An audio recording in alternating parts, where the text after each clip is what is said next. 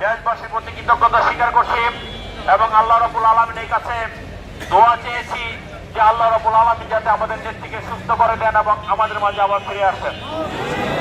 আপনারা জানেন আমাদের নেত্রী আজকের যে অবস্থায় আছে, গত পরশুদিন যে অবস্থায় ছিল, এর পূর্বে গত 6 বার এই অবস্থায় হয়েছিল।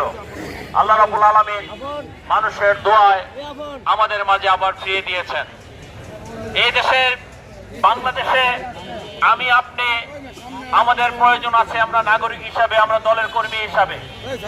আমি বলতে চাই আমরা এ দেশে প্রয়োজনীয়, কিন্তু দেশনেত্রী বেগম খালেদা জিয়া, তারেক রহমান, জিয়া পরিবার এ দেশে অপরিহার্য।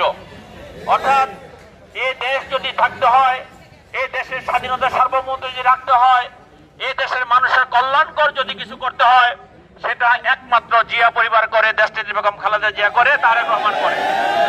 কাজেই এই যে একজন কল্যাণময় মহিষী নারী, সেই কল্যাণময় মহিষী নারীর জন্য